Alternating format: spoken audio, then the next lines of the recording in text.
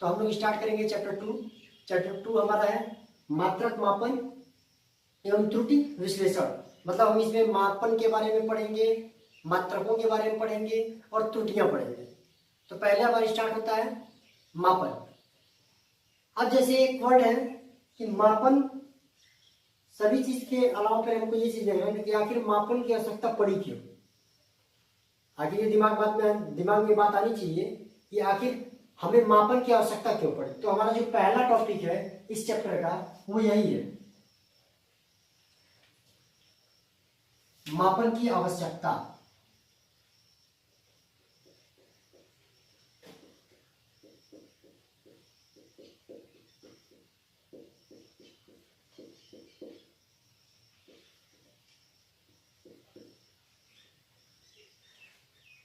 आखिर मापन की आवश्यकता क्यों पड़ी। तो देखिए, मापन की आवश्यकता के बारे में ऐसे समझेंगे, जैसे मान लीजिए आप जा रहे हैं कपड़े की दुकान पे, कपड़े की दुकान पे गए, दुकान वाले से बोले भैया हमको कपड़े चाहिए।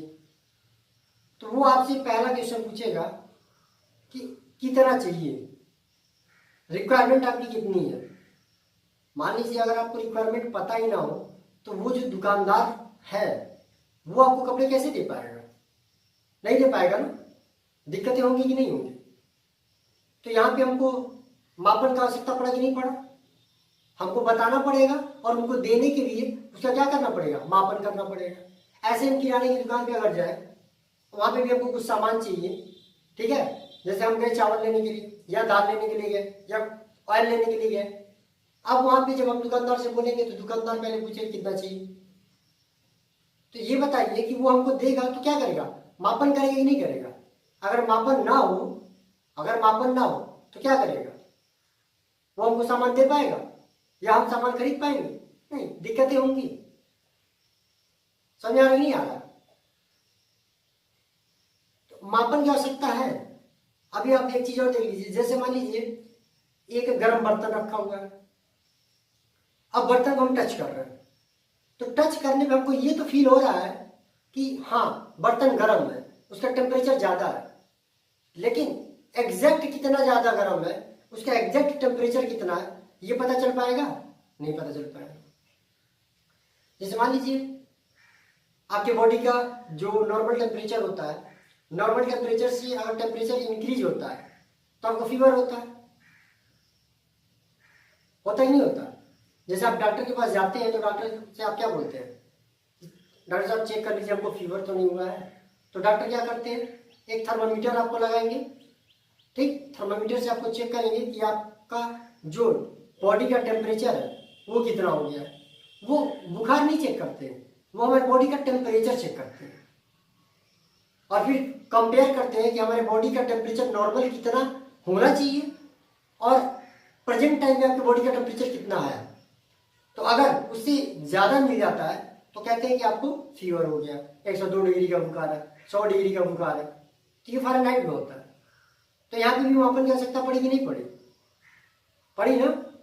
आप पेट्रोल पंप पे गए, आपको पेट्रोल चाहिए, डीजल चाहिए, आप दुकान से बोलेंगे, दुकानदार से बोलेंगे कि भाई हमको ऑयल चाहिए, पेट्रोल चाहिए, डीजल चाहिए, तो क्या कहेगा, भैया आपको कितना चाहिए। तो आप बताएंगे अमाउंट, तो वो क्या करेगा, मेजर करके आपको देगा, यानी मापन करेगा।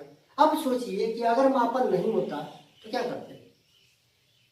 तो हम केवल अपने ज्ञानेंद्रियों का प्रयोग करके कुछ लगभग में बताते हैं।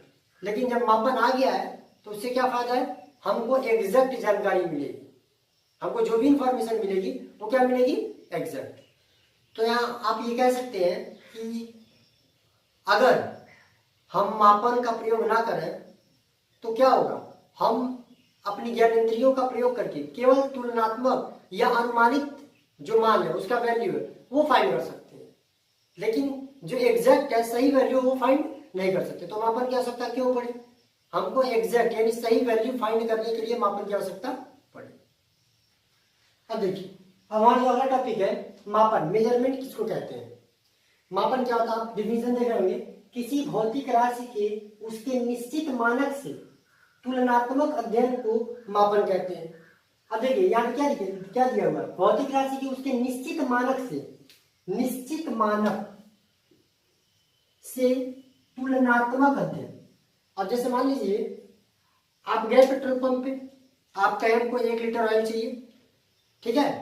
फिलहाल तो इलेक्ट्रॉनिक सिस्टम आ चुका है, लेकिन मान लीजिए अगर वहां पे वो सिस्टम ना हो, किसी दुकान पे आप गए, वो लीटर रखा है, तो आप अगर उससे बोलेंगे कि 1 लीटर हमको पेट्रोल चाहिए, तो वो क्या करेगा, एक मानक रखा होगा उसका ना, 1 लीटर बना के रखा रहता है, उसमें क्या करता है, पेट्रोल डालता है और जितना उसमें आ जाता है वो क्या करता है, फिर आपको दे देता है। तो जैसे उससे आप कहें ना कि 1 लीटर पेट्रोल चाहिए, तो वो 1 लीटर के लिए एक मानक का यूज किया। वो मानक क्या था, जो उसका लीटर था, जिसमें पेट्रोल डाला और डालने के बाद आपको दे दिया। ऐसे ही आप गए किराना स्टोर की दुकान पे, वहां पे आप कहें हमको 5 किलो दाल चाहिए। अब 5 किलो दाल के लिए वो क्या करता है, 5 किलो का बाट रखता है, तो हमारा बाट जो है वो क्या है, वही हमारा क्या है, मानक है। अब उसी मानक से तुलना करके क्या करता है, तुलना करता है, यानी उसी के बराबर वजन करके हमको दाल दे देता है। तो ये हो जाता है कि ये 5 किलो दाल हो गया। हम जाते हैं दुकान पे, कहते हैं हमको 1 मीटर कपड़ा चाहिए, तो दुकानदार क्या करता है, 1 मीटर रखा रहता है। अब मीटर से क्या करता है, तुलना करता है, और तुलना करने के बाद फिर जितना साइज मिलता है वो हमको कट करके दे देता है। इससे उसको क्लियर हो जाता है कि भाई हाँ, आपको जितना चाहिए वो उतना ही देता है। तो क्या करता है, किसी मानक से वो तुलना करता है। वो मानक क्या हो गया, बाट हो गया, ठीक, मीटर वाली रॉड हो गई, लीटर हो गया, ये सब क्या है, ये सब मानक है, ठीक। उन्हीं से वो क्या करता है, मापने के लिए तुलना करता है। तो ये हम जान गए ना कि किसी भौतिक राशि के उसके निश्चित मानक से तुलनात्मक अध्ययन को मापन कहते हैं, ठीक है।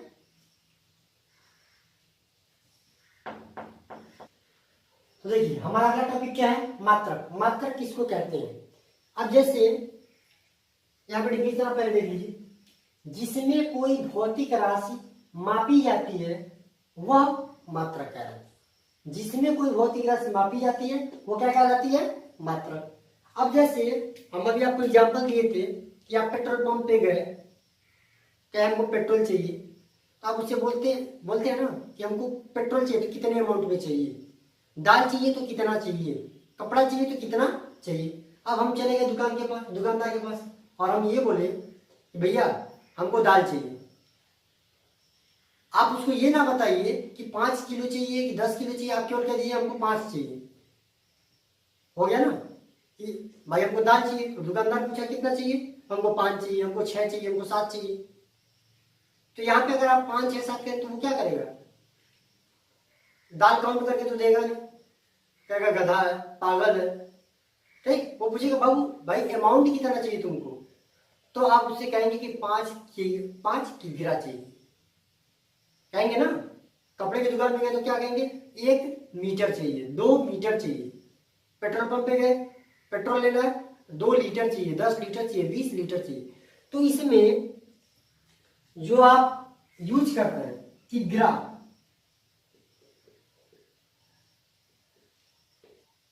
2 मीटर, 10 लीटर, तो इसमें आप ये जो किग्रा है, मीटर है, लीटर, मतलब हमको दाल चाहिए था, उसको उस भौतिक राशि को मापने के लिए किसका हम प्रयोग कर रहे हैं, किग्रा का।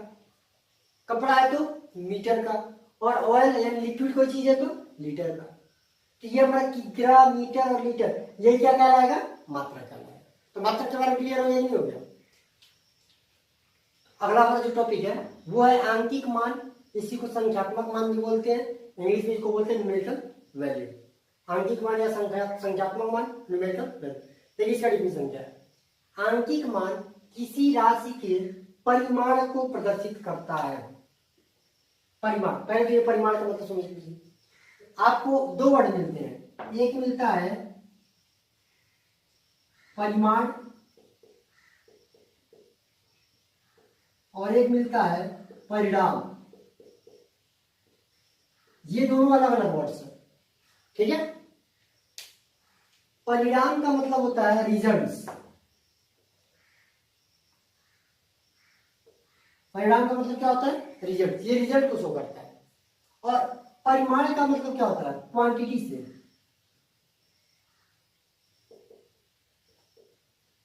परिमाण उसका मान होता है, ठीक है। हम यहाँ पे वैल्यू भी कर सकते हैं, ठीक। तो इसका मतलब समझिए, परिमाण और परिणाम का मतलब अलग अलग होता है। अब चलिए देखिए, इसको दिया है ना कि आंकिक मान किसी राशि के परिमाण को प्रदर्शित करता है। जैसे एग्जांपल के तौर पे अगर हम बात कर रहे हैं, 5 की गिरा, मतलब दाल 5 की गिरा है, ठीक। समय 10 सेकेंड हो रहा है, दूध 5 लीटर चाहिए, ठीक है। अब इसमें 5, 10, 5, इसको हम बोलेंगे परिमाण। बता रहे ना कितने परिमाण का, जैसे कितना वैल्यू है दाल का, कितना वैल्यू केजी में है, लेकिन उसका परिमाण, उसका मान क्या है, इसको हम क्या बोलते हैं, आंकिक मान या संख्यात्मक मान। ये जो 5 है, 10 है, 5 है, ये क्या कहलाएगा, संख्यात्मक मान या न्यूमेरिकल वैल्यू। और ये मात्रक, समझ रहे ना, मतलब हमको मात्रक भी साथ में मिलेगा और उसी के साथ क्या मिलेगा, आंकिक मान या संख्यात्मक मान, दोनों एक साथ आएंगे।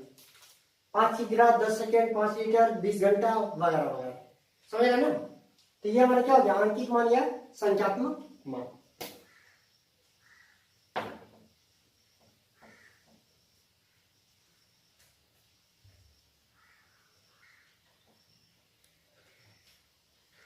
अब देखिए एक बड़ा इंपॉर्टेंट नोट है कि किसी राशि का मात्रक जितना छोटा होता है उसका आंकिक मान उतना ही बड़ा होता है, जितना छोटा होता जाएगा उतना ही आंकिक मान उसका बड़ा होता जाएगा।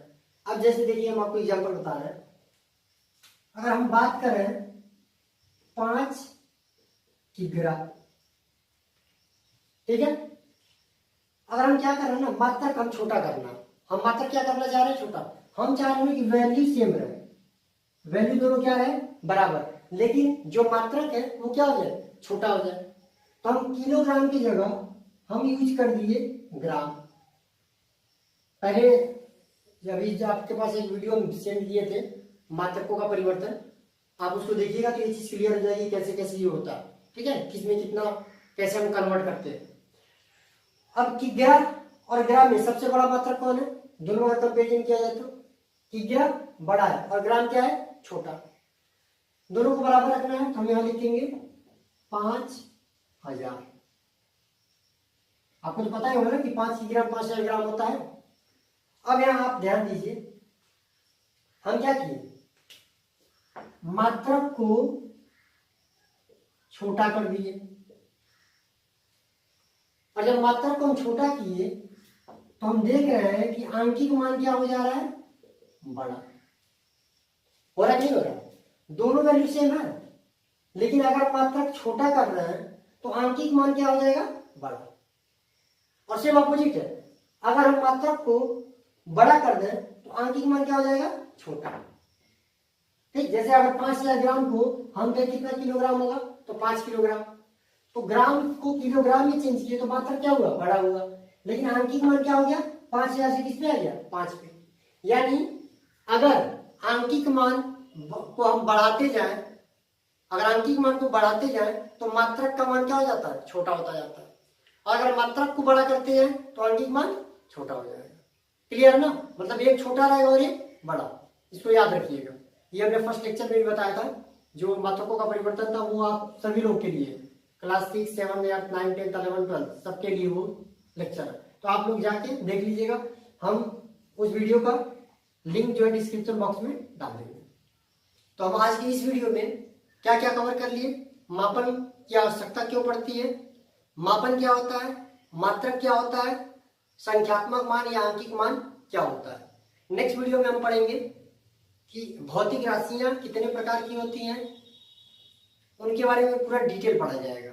ठीक है, तो अगर आप हमारे चैनल पे नए हैं तो हमारे चैनल को सब्सक्राइब कर दीजिए, बेल आइकन को प्रेस करना मत भूलिएगा। अगर आप बेल आइकन को प्रेस कर देते हैं तो हमारे आने वाले सभी वीडियोज के नोटिफिकेशन आप तक पहुंचते रहेंगे, जिससे आपको पता चलता रहेगा।